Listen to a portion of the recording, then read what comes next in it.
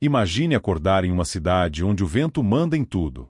Só dunas gigantes, o mar batendo forte e um forte de taipa que parece que vai desabar.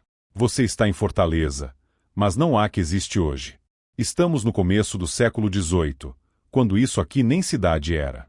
Só um ponto perdido, com areia, mato, mosquitos e gente tentando sobreviver. De longe, o forte de Nossa Senhora da Assunção aparece como a única prova de que existe vida organizada ali. E mesmo ele, feito de madeira e barro, já tinha sido destruído, reconstruído e remendado várias vezes. Nos próximos minutos, você vai voltar para o tempo em que Fortaleza era só vento e coragem. A época em que o Ceará ainda lutava para existir. No fim do século XVII, esse pedaço de litoral era palco de disputas pesadas entre portugueses e povos indígenas, como os Tremembé e os Potiguara. A costa cearense era estratégica para quem queria dominar rotas e impedir ataques inimigos. Por isso o forte foi construído. Primeiro, pelos holandeses, em 1649, com o nome de Forte Schwanenbosch. Depois, retomado pelos portugueses, que tentaram reforçar a estrutura. Mas nada resistia fácil aqui. A madeira apodrecia rápido, as chuvas arrancavam pedaços, o calor castigava a todos. Soldados enviados para cá chegavam achando que iam encontrar oportunidade, mas achavam isolamento. Se você caminhasse por essa fortaleza antiga, veria poucas casas de barro. As ruas eram trilhas tortas pisadas por pés descalços. A água vinha de poços improvisados. A população era pequena, espalhada, e vivia do básico. Pesca, farinha e muita luta. Era um lugar onde quase ninguém passava por vontade própria. Ficava quem não tinha alternativa, ou quem era obrigado. A pesca mantinha a vila viva. Os jangadeiros encaravam ondas enormes em jangadas feitas com troncos amarrados. Era um trabalho arriscado, quase mortal, mas sem eles a vila morria de fome. A grande mudança veio em 1726, quando a coroa portuguesa oficializou a vila de Fortaleza de Nossa Senhora da Assunção.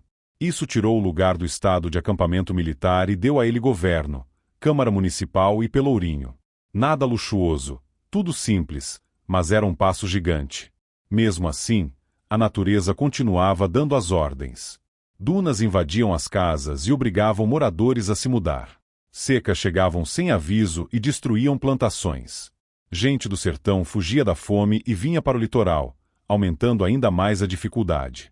Fortaleza, pequena e frágil, não tinha como ajudar todo mundo. A economia seguia devagar. Farinha, mandioca, criação de gado e um comércio tímido moviam a vila. Carroças levantavam poeira nas ruas de areia. Pequenas tabernas viravam ponto de encontro, e aos poucos surgia um início de vida cultural. As festas religiosas eram simples, mas reuniam moradores com tradições portuguesas, indígenas e negras, começando a formar o jeito fortalezense de ser. Em 1730, o governador Manuel Francês da Silva tenta reorganizar a vila, definir ruas, ordenar espaços. Mas era uma batalha constante. Natureza e política nunca combinaram aqui. Em 1740, uma grande seca derruba tudo de novo. Retirantes chegam em peso ao litoral, a fome e a tensão social aumentam.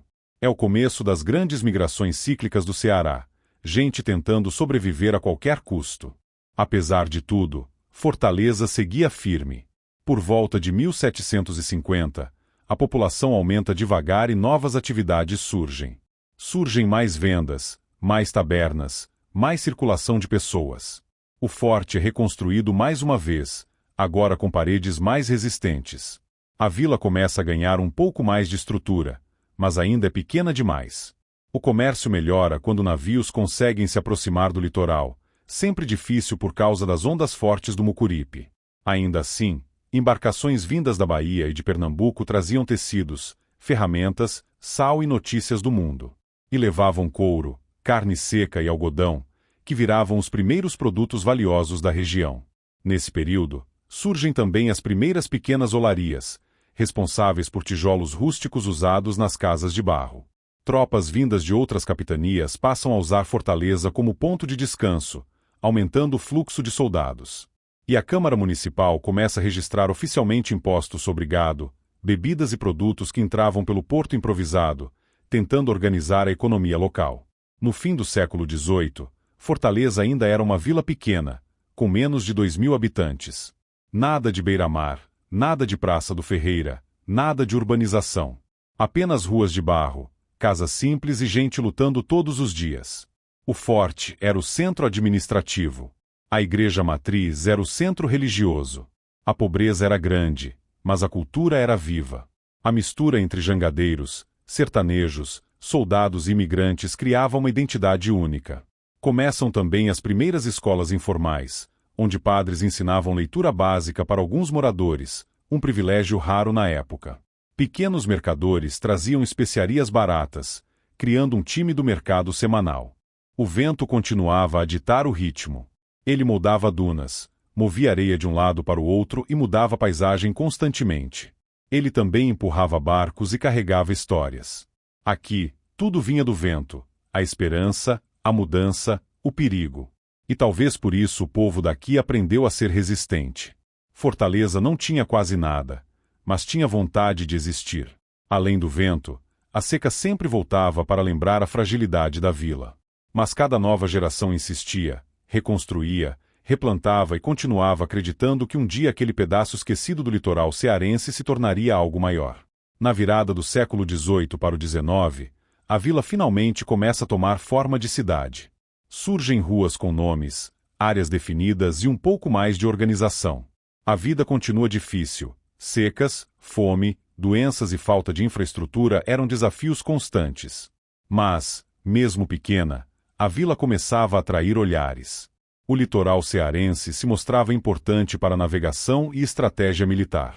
Aos poucos, Fortaleza vai crescendo, virando ponto de encontro entre o sertão e o mar. Gente chega vendendo couro, algodão, farinha, carne seca. Outros vêm tentar recomeçar a vida.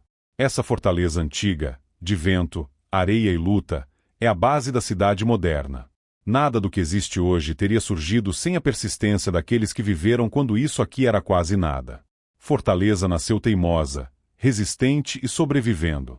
E talvez seja por isso que, até hoje, a cidade carrega essa força, a energia de quem aprendeu desde cedo que, mesmo com vento contra, é possível construir um lugar que não desaparece.